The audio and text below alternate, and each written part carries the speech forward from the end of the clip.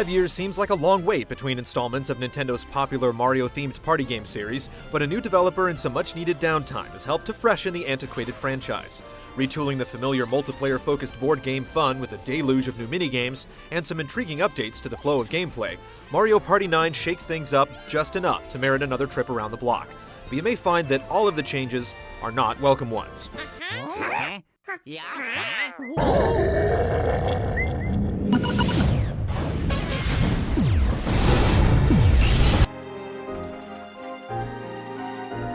The ever-mischievous Bowser's latest scheme has the big lug stealing the stars from the night sky for his own personal collection.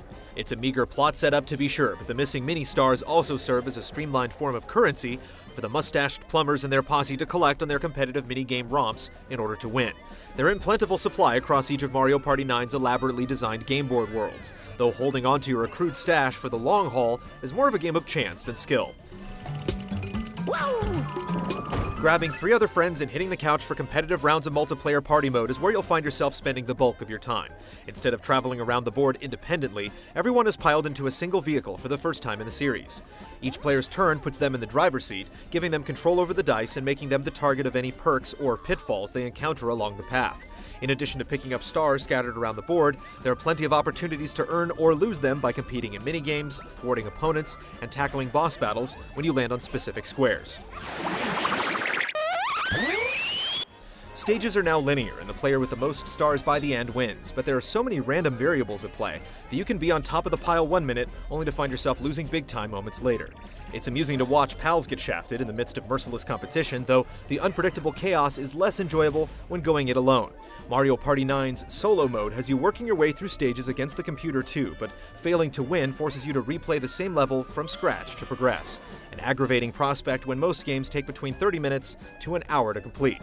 Fortunately, the Extras menu has more to hold your attention by mixing up some clever alternate minigame modes, like a stair climbing challenge based on successfully completing games, for example, that make up some for the weak single-player campaign.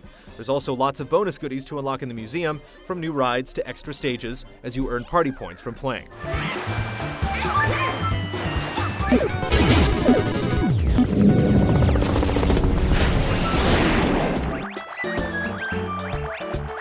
Stripping out player independence does put a new spin on the classic dice-rolling gameplay and make for speedier matches. It also removes some of the strategy that makes past games enjoyable. With everyone in the same boat, so to speak, much of the trickery comes from using the unique traps and gadgets built into each board design to stick it to your opponents.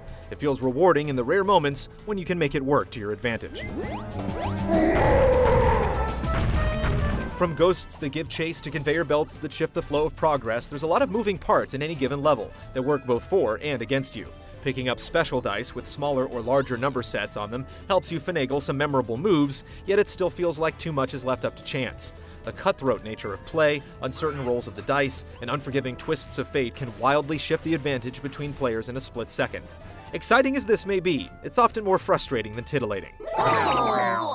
This time around, the all-new batch of minigames makes more thoughtful use of simpler control schemes. As expected, some are more fun than others, but it's good to see far fewer than try to shoehorn motion-sensitive functions into activities that don't benefit from them.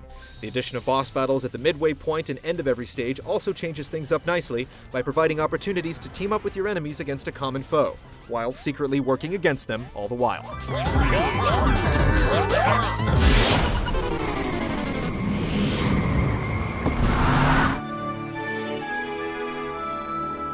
Many of the sights and sounds in Mario Pāti Nain have been pulled from other adventures in the Mario universe and reworked into shorter board game stages.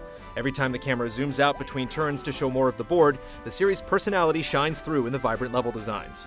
The classic settings are crisp and detailed, showing a marked improvement over other Mario Party titles and a level of polish that approaches the quality found in the Mario Galaxy games.